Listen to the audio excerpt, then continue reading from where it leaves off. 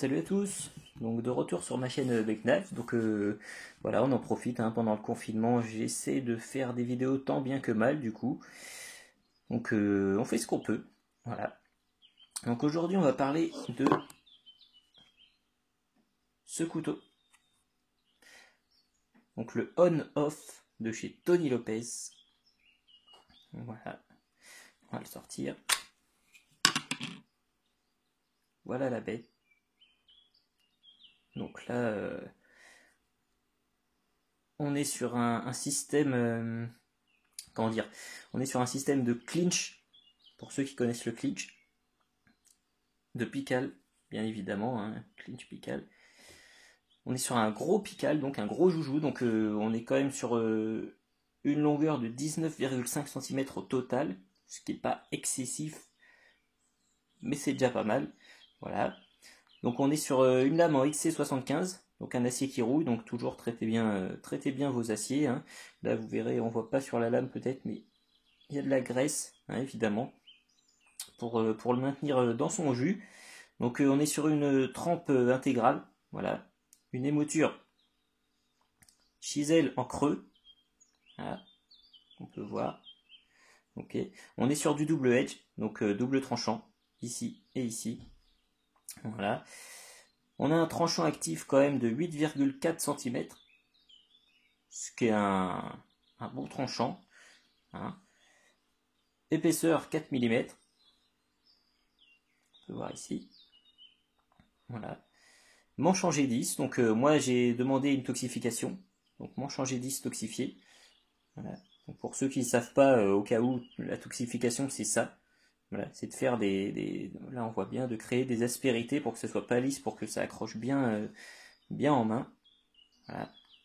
Donc étui Kydex, très simple, basique, avec une rétention assez forte.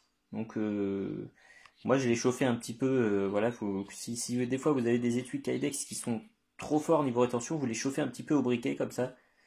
Voilà, un peu tout le tour, et tac, vous rentrez plusieurs fois la lame, et ça devrait le rendre plus souple. Donc là on est vraiment sur une lame, pareil que dans la vidéo d'avant sur le Magnum Works, une lame combat. Voilà. Typé combat, typé self défense. On est sur du pical. Voilà. Donc le pical aussi, bon, pour ceux qui connaissent pas, c'est quand vous avez l'adversaire contre vous. Donc là vous imaginez quelqu'un plaqué contre moi, c'est de pouvoir planter et tirer avec les muscles dorsaux. Voilà, planter au-dessus, planter sur le côté. Ce qui fait évidemment un carnage, on va pas se mentir, voilà, mais au moins ça vous sert à vous enlever de la prise de l'adversaire que vous avez en face de vous.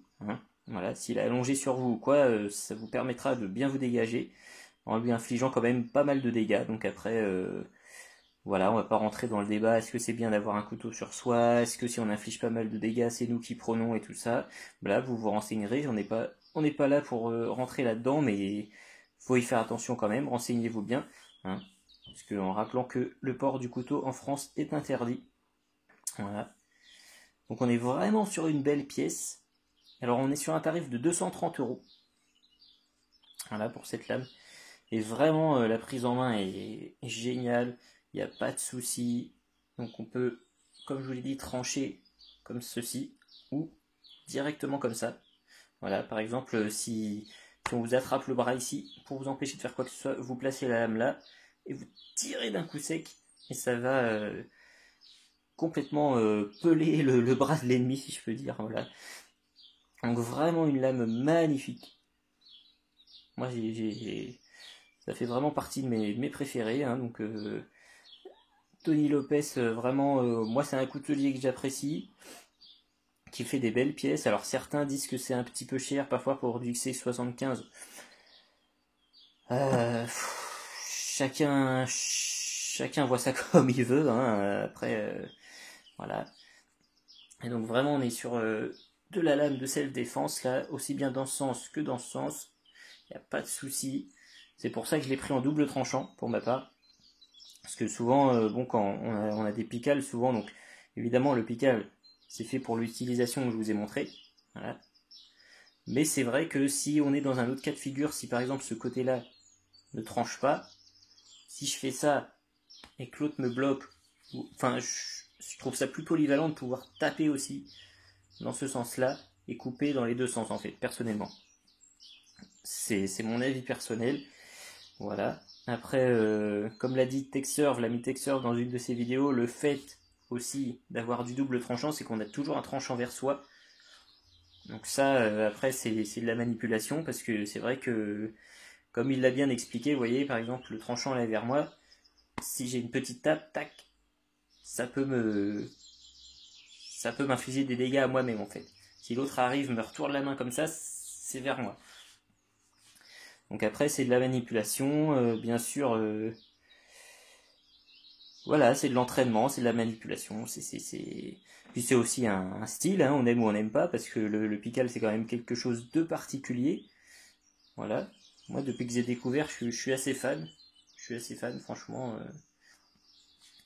Je trouve ça assez top. Donc c'est vraiment une belle pièce. Voilà, pour ceux qui aiment les couteaux de chez l'ami Tony Lopez, foncez. Voilà, ça c'est le modèle on-off. Donc il y a aussi le Nosferatu, je crois, dans la gamme des Pical. Il y a le Skeleton que j'ai aussi. Voilà, et après, je suppose que vous pouvez voir avec lui de toute façon.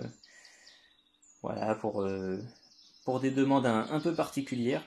Toujours la petite inscription ici, je sais pas si on va bien voir. Ici, là. Tony Lopez, je suis pas sûr qu'on voit bien sur la vidéo. Il y a toujours son... Voilà, là on voit. Il y a toujours son nom, hein, du coup. Donc voilà ce que je pouvais vous dire sur le on-off. Voilà, une très bonne lame. Tac, pas de souci. Impeccable. Vraiment une bonne taille, une prise en main excellente. Voilà. Il a aussi pensé, je trouve, à... Ici, vous voyez, à pas démarrer directement le tranchant. Ici. Ce qui fait que malgré tout, même si c'est risqué de le faire, on a quand même un petit espace pour le pouce si jamais on se sent plus à l'aise. On a vraiment un petit espace pour le pouce là. Voilà. Donc comme ça évite de se trancher le doigt directement, parce que après souvent en mode clinch comme ceci, donc avec le tranchant au-dessus de l'âme, la plupart des couteaux quand on les sort, on a tendance à mettre le doigt ici parce que le tranchant est de l'autre côté. Là, évidemment, ça demande un peu de manipulation et d'entraînement. Faut faire attention, parce que si vous mettez votre doigt, ça craint. Voilà. Voilà ce que je pouvais vous dire sur le on-off. Donc une magnifique lame de chez Tony Lopez. Voilà, vraiment top. Donc si vous aimez, ben foncez. Voilà. Ensuite, si vous aimez la chaîne ou les vidéos, abonnez-vous. Et merci à tous pour le petit soutien, les commentaires, et salut!